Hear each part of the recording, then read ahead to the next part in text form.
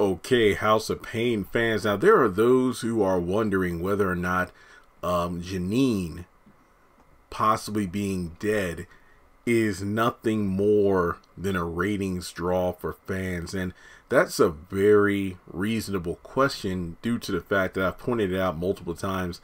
The same stunt was pulled at the end of season 9 when the question was, is CJ dead? Did CJ die in an accident on the job?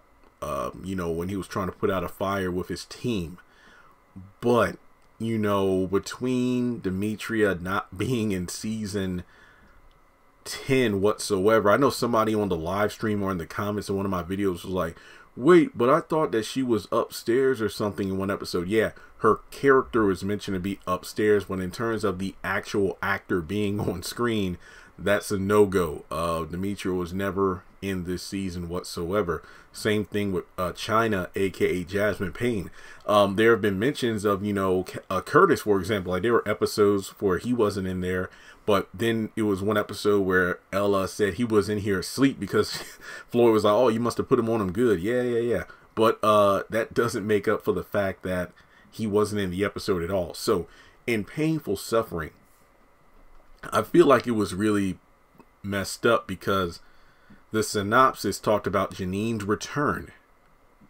Not to mention the fact that, the promo had Miranda punching Calvin, and it's like, oh man, everything that can go wrong will go wrong when it comes to what's happening with the family preparing for Janine returning. I did the video. Okay, is Janine actually going to show up, or is she only going to be mentioned throughout the episode and then something happens where she's not in the episode? But the thing about this particular situation is, I just refreshed the page and I'm looking at one of the websites that has like the ratings for different episodes, like how many people watched it. Now, Painful Suffering got a 0.64, and I'm looking through the episode listing of season 10. 0.64 is the second highest rated episode of the season, because episode 16, Painfully Honest, was the episode that is the highest rated of the episode at a 0.71. I know that was a Calvin and Miranda episode. I think it was the one where Calvin was, I forgot. I know A Little Discipline, 18, had to do with Christian. And Laura, episode 17, was the Prince one, where the reunion thing happened. Yeah, that's the one where Miranda tries to do the online dating thing.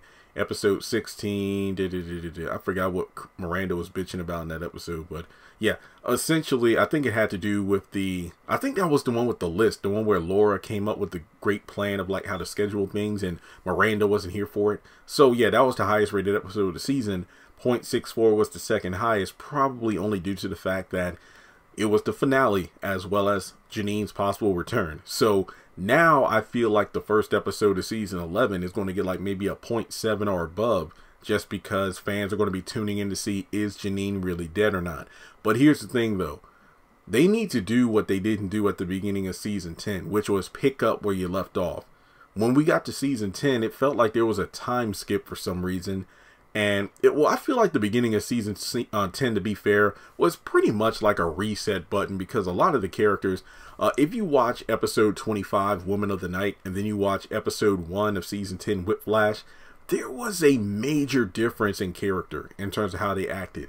And I don't know for sure, but think of it this way. Season 9 ended January 13th, and then season 10 aired on May 25th. So since season 10 ended January 18th, I wouldn't be surprised if we wait until May for season 11, which, to be honest, I wouldn't mind them doing that. A little room to breathe will be good for these Tyler Perry shows, as opposed to airing like 5 per week. House of Payne, Assisted Living, The Oval, Sisters on BET the network. Then you have Ruthless on BET Plus. But then they started airing Ruthless and Bruh on BET now, so it's almost like you got half a dozen or more Tyler Perry shows each week. Have the shows spread out. It's all good.